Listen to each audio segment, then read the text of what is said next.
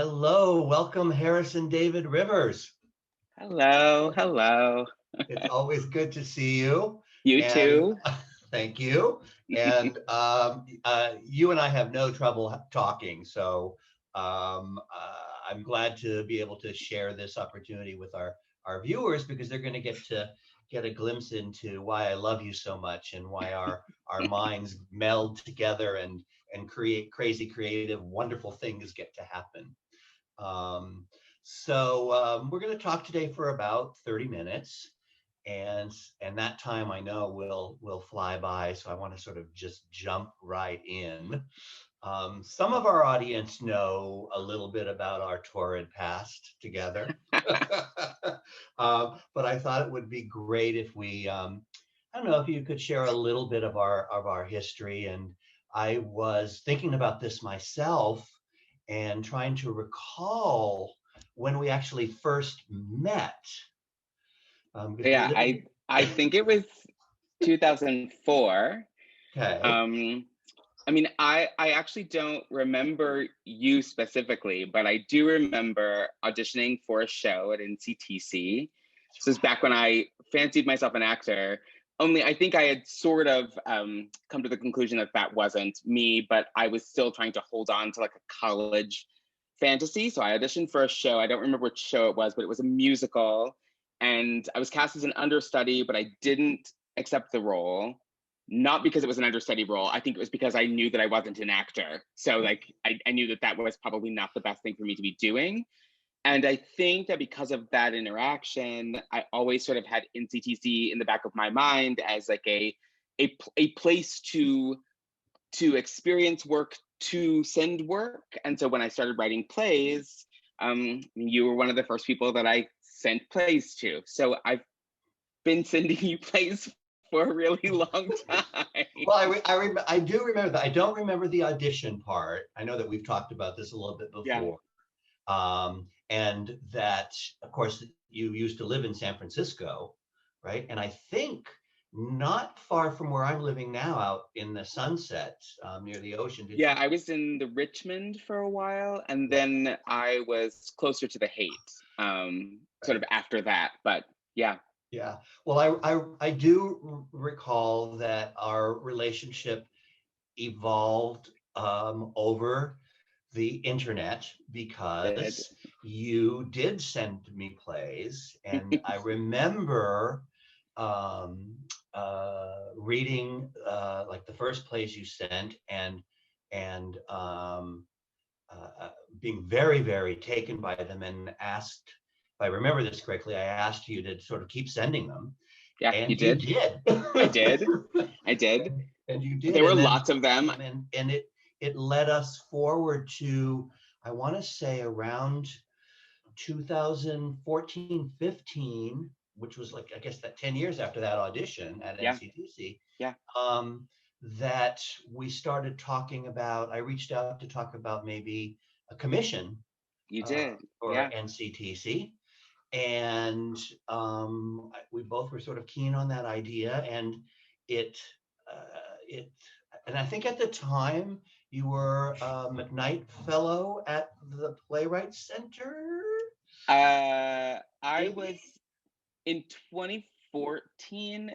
I would have been a Many Voices Fellow, so maybe it was 2015 when I was a McKnight Fellow. Yes. Right.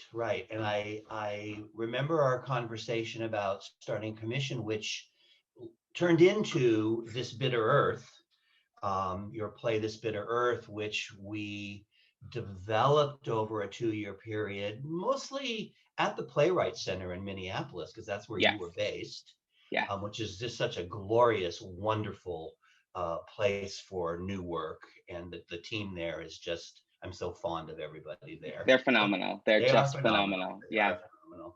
But we started on our the Bitter Earth journey. And can you tell us a little bit, just for those folks that didn't get to see This Bitter Earth, can you tell us a little bit about the play? Yeah, well, I'm bad at synopses. So what I will say is that the play was written in response to a very specific moment, or I guess what I thought or hoped was going to be a very specific moment, which for me really started with the murder of Trayvon Martin in 2012, and sadly has not come to a close. But I think that the thing that I really love about the play is that it's a love story. It's a love story between two men, a Black man and a white man. And that for me, love felt like the best way to express this narrative, which is ostensibly about race and race relations. And I think that the love part of the play is actually like the reason why people keep producing it.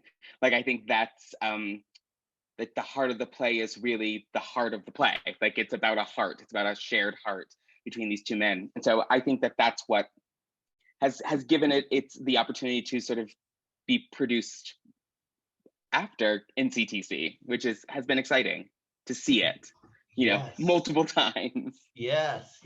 Well, you know, I as you know, getting the chance to work with you on the play with our actors H. Adam Harris and Michael Hanna, I think we all resonated with the heart of the play and really leaned into the love story. Mm-hmm. And I think you're right. I think that what is a very, very powerful universal aspect of the story. Yes. And people could connect, and at the same time, through that love story, could resonate with the moment of the time that moment of the times that you're describing. Yeah. And I'm also, you know, when we had our world premiere in 2017, we did. Hard to believe it's already 4 years ago. Yeah. And the play had started on quite a journey after that, and a little interrupted because of COVID-19. There were lots. I mean, it interrupted everything. Yeah. Talk about some of the productions that have already happened and where they were, and then what are the ones that are. I know there's several waiting in the wings for when we can come back to the theater. Yeah. So it had a production at Penumbra Theater in St. Paul, About Face in Chicago, Alliance Theater in DC. There's a production up now in Richmond, Virginia at Richmond Triangle Players, which I believe is in person. And there's a forthcoming production at the Road Theater in Los Angeles.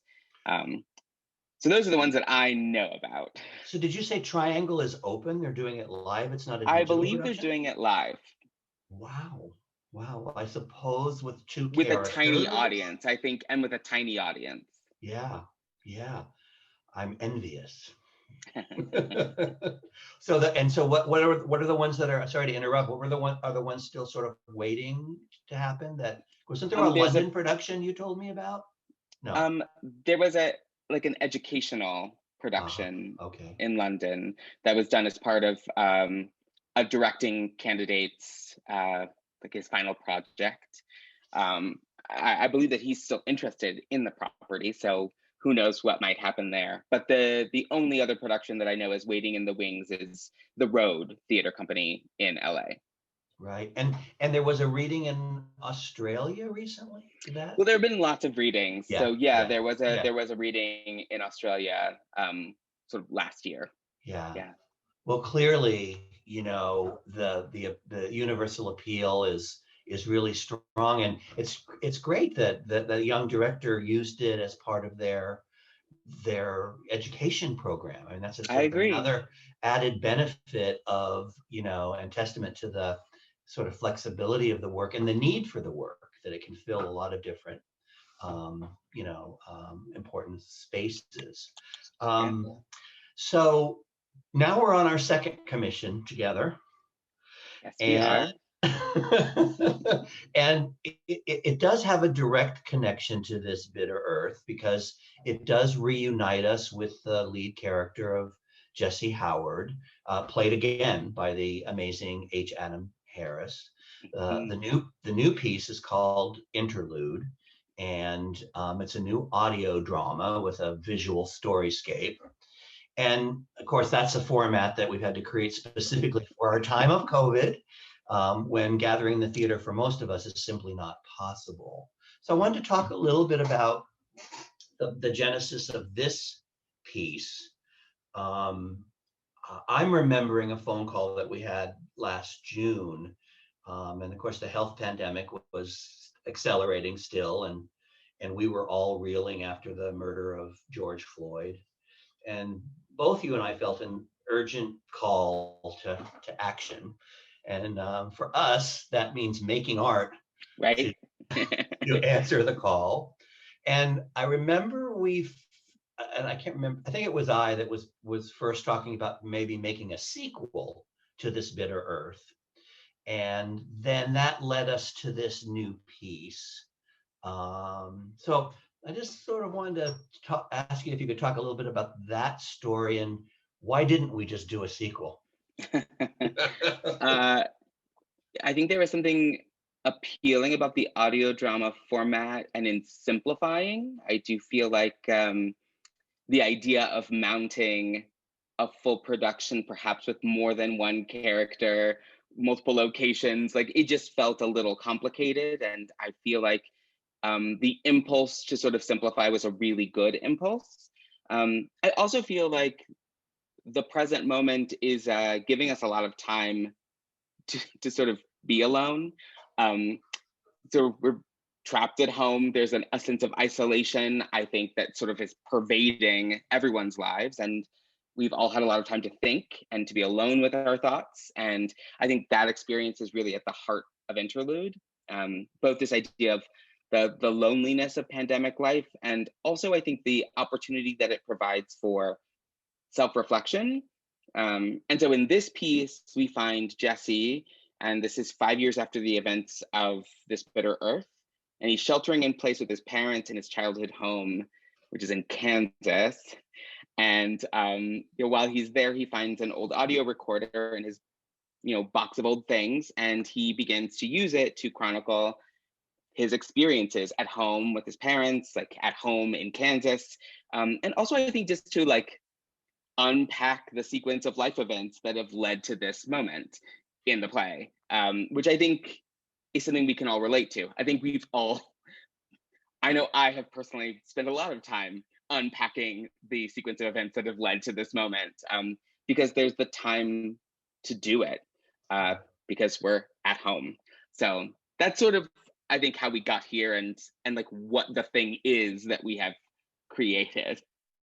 Yeah, and I one of the most interesting dynamics, and there are many about this piece, is that the character does go home, and that being home has a really extraordinary impact on sort of how he looks at himself in this particular moment, in time. And I'm curious if there was sort of a impetus for the idea of him returning home. Why didn't he just stay in, Minneapolis, where his current home is? Why did he choose to go home, and what kind of impact does that have on the character and the story? I mean, early on in the pandemic, I actually was at home, so I spent time with my family early on, and I do feel like there's a different kind of introspection that happens when you are in your childhood home or interacting with your parents or your siblings. That there's a certain amount of this is who we think you are, this is the role you've always played, this is the way that things have always been done, this is our dynamic. And if you feel like maybe you've grown up a bit, or maybe you've changed, or maybe there are things about you that your parents don't exactly understand, I think that like there is automatically potentially conflict there. But even more so than conflict, there's like a point of sort of spiraling. Like there's clearly some things to think about and to investigate and to interrogate. So I think sending him home really gave a starting point for this particular story. He's home, he finds a relic from his past that enables him to sort of go on record, as it were. And we get to sort of go on that journey on record with him. That's so brilliant. And I recall some conversations that I've had with our director, ShawnJ West, about the dynamic of home, returning home, and being with your family again, and sort of unpacking all of those things that you're talking about, and acknowledging how formative those things are, from adolescence. You carry them from childhood, You adolescence, you do. carry them with you into adulthood, and for better or for worse, I think, it can be said.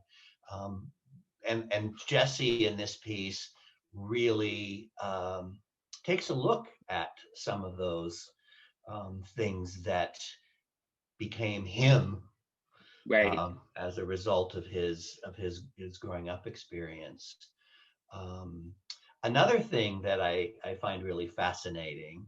I know this is not on our questions list, but I'm gonna go there anyway, Okay, because okay. this is how you and I just usually talk about things. The other notion in the piece that unfolds is, and ShawnJ and I have spent time talking about this as well, is Jesse, like so many of us, is processing a lot of his feelings and his sort of place in the world now. Not just in relationship to the health pandemic, but also in relationship to social justice, and reckoning in this country to advance the narrative of inclusion, and break down some of the systemic empires that hold us back. But he engages in sort of a stream of consciousness process as he unpacks these things. And can you talk a little bit about that from the writer's point of view? Because a lot of times in plays, things sort of move from like, I don't know, big event moments, to the next big event moment, and in this play, the big event moments are very connected to his individuality and the processing that he's doing to understand his place at this moment. I'd love to hear a little more about that. Uh, you know, I love the monologue as a storytelling form. I think it's always interesting to set a character on a path, on a verbal path, and to just sort of see where they go naturally, like where they spin to, where they tumble to. And I I think we had this like great opportunity with Jesse to give him this tape recorder and to say like go, and he does. He takes us on a journey through the past, he takes us on a journey to the present, um, and uncovers things that like maybe he wouldn't have stumbled into if he hadn't been given this sort of opportunity with this tape recorder. So the tape recorder is in many ways a catalyst. I mean, if he hadn't found it, I don't know that he would have done the deep dive that he does in this play. But again, I just think this project provided an opportunity for me to like lean into a form that I love, which is monologue, and this idea of how does a character just sort of trip into revelation? They don't see it coming, and then suddenly it's upon them. And how does that sort of realization change them ultimately? Yeah. And in that regard, the play is built in a really unique format, in that it is chronicled in 6 dispatches while he's at home, at different points while he's at home. So it's not the same day or the same night, it evolves. How did you arrive at that sort of idea? Was it because I said, okay, our time limit is 60 minutes for the show? Or I mean, it definitely did make the time thing easier. Thinking about like how to structure it so that you get the maximum of story and the maximum of sort of experience um, within a limited amount of time. I also just sort of felt like if the catalyst is the tape recorder, then you have a certain amount of time to spend recording. right. And we sort of decided on 6, and then each of them is like around 10 minutes long, sort of like these glimpses into Jesse's psyche at any given moment over the course of several months living at home with his parents. So I don't know, I feel like it all like we didn't see what it was going to be at the beginning, but it all sort of makes a lot of sense now that that we're in the process of making it. I feel like we found a really nice form for this moment and for this particular story. Yes, and that is a perfect segue to my next question, which is, was it different for you, or how was it different for you, if at all, writing for specifically for an audio piece? Well, you know, since we decided that it was only going to be one character speaking into a microphone, Yeah, it didn't change things much. It really just it required the sort of deep dive with this one character. So I don't think the process was terribly different. I don't even think that the sort of making process has been that different. You know, you write a lot of material, you write a lot of pages, and then like what you discover is that like you have to cut. So I do feel like that this has been like a pretty typical theater making process, like that you choose your way in, you write a lot of pages, and then you learn more and more and more about what the story actually is over, you know, readings and rehearsals. And you cut things away that are lovely, but perhaps like not as specific as other things. And hopefully you arrive at something that that feels full, and also adheres to any sort of time constraints that you put on the piece. right. Well, and I have to say that one of the many joys of working with you is that you're such a great collaborative partner. You really understand, of course, your work, but just sort of the process of making something, and that, you know, it's really about the details and refinement as much as it is about the abundance of great material and shaping it during the course, you know, of the process. And I do know that our sound designer, Elton Bradman, in fact, the project is in post-production as we speak, Yeah. and getting ready for a March 1st release through the NCTC website portal.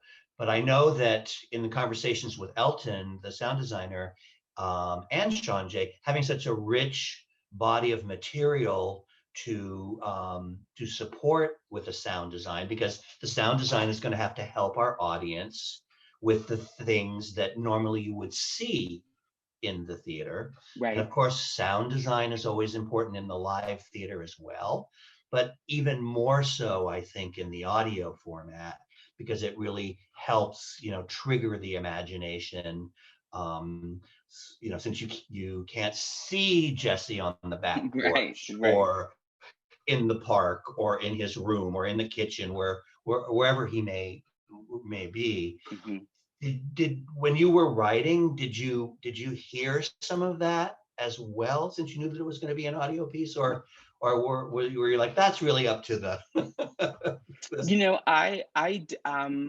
even when making theater that will be staged, I tend to not conjure a lot of images or even sounds. I tend to hear the dialogue, I hear the rhythm, I hear the sort of I intuit the pace, but I don't really think about anything else, Mhm. which is why it's always great to have incredible collaborators who are super skilled at that.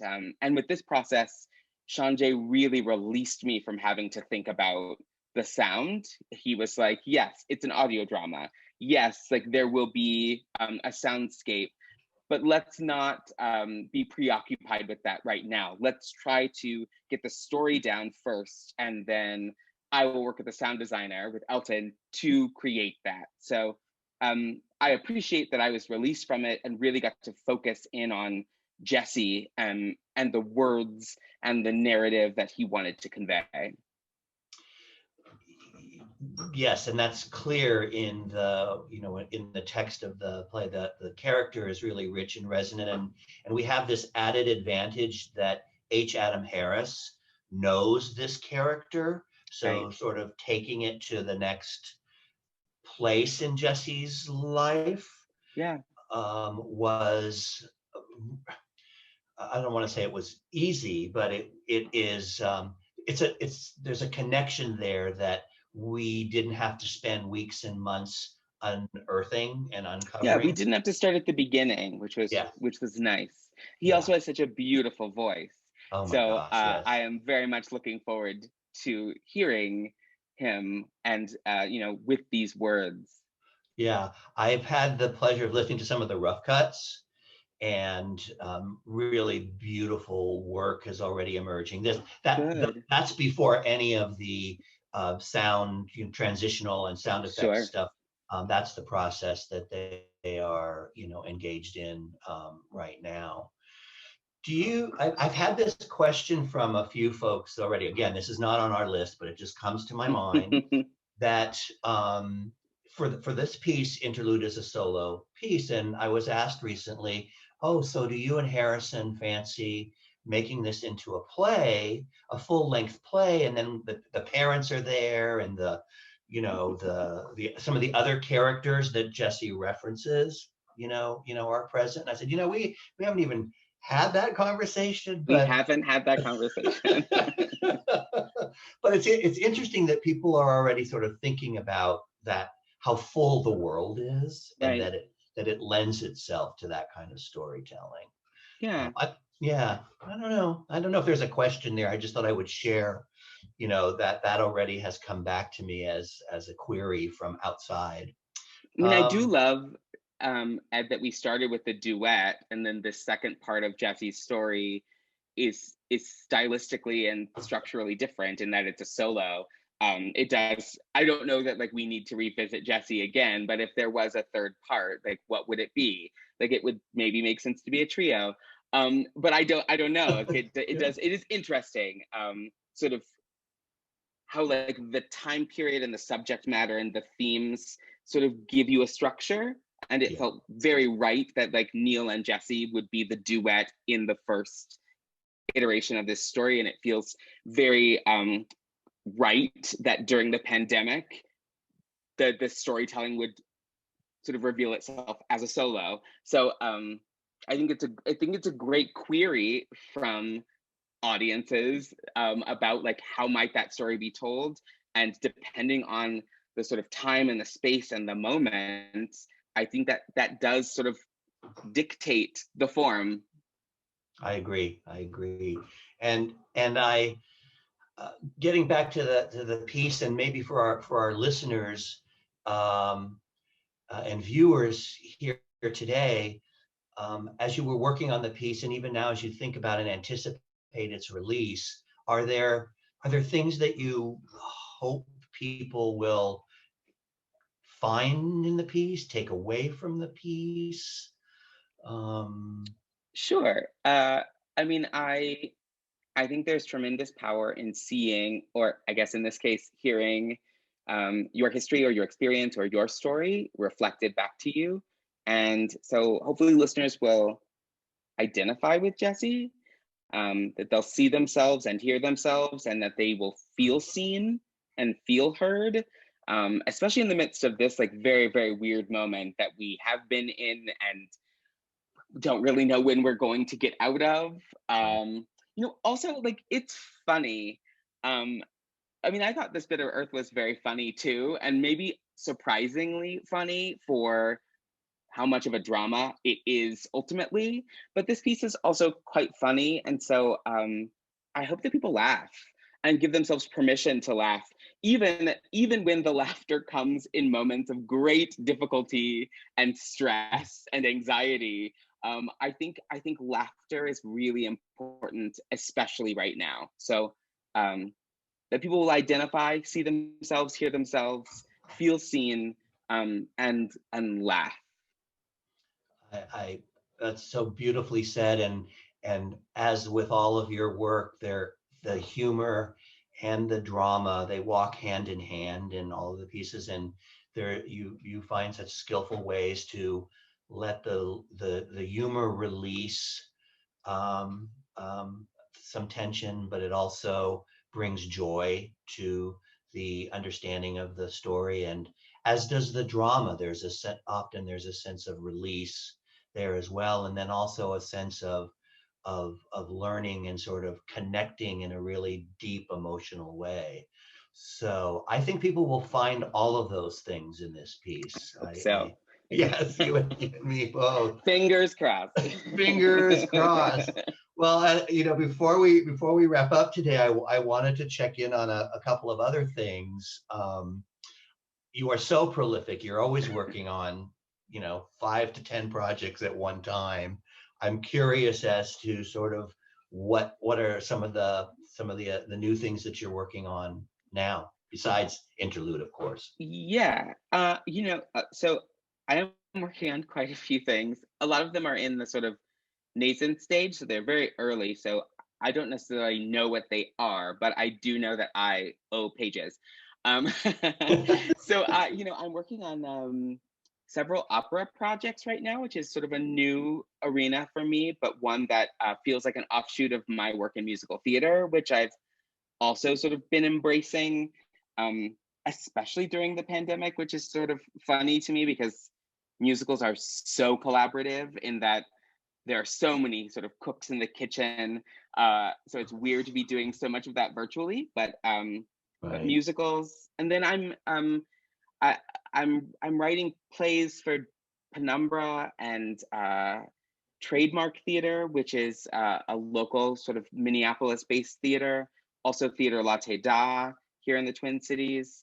And then I'm working with local theater company in Boulder and Theater Works Hartford and Refracted Theater Company in New York City. All of them I'm supposed to be making things for, and I am making things for all of them. I'm working on them right this moment. So I'm doing all of those things, and then and recently I've sort of dipped my toe in TV a little bit. So that's a lovely new arena and a lovely new challenge. That's really wonderful. And speaking of musicals, didn't you just complete a musical recently? Was that 5 Points? Am I remembering that? It was 5 Points had a production at Theater Latte Da in 2018, I believe. That's a while ago. Okay, I'm behind the times.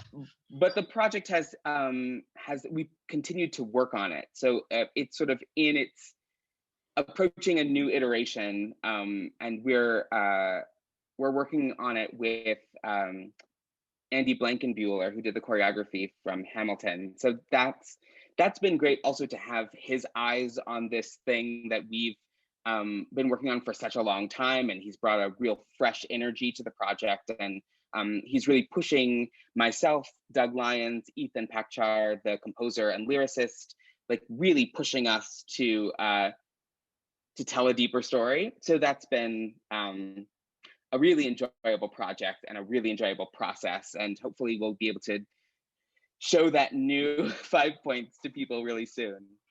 It's also a testament of how long it takes. So long. Especially for musicals, right? Musicals take, an extraordinary amount of time. I mean, a play, 2 to 3 years, but a musical could be 5 to 10 years. It's true. It's true. Well, speaking of new things, I'm hoping that we're going to have a chance to do yet another commission once the Interlude project releases on March 1st, and that you've got a lot of things on your plate. So I'll just ask you publicly to leave a little dessert plate for NCTC somewhere down the line, because always, Ed, always. Thank you, Harrison. Thank you. Well, it's been a real pleasure talking with you, Harrison. You too. And of course, working with you is such a joy, and I'm so proud of what is emerging out of the post-production process, and I'm really excited to share it with everybody on March 1st. Yes. So thank you for the time of today. Course. Yeah. Okay. All right. See you. Bye. Bye.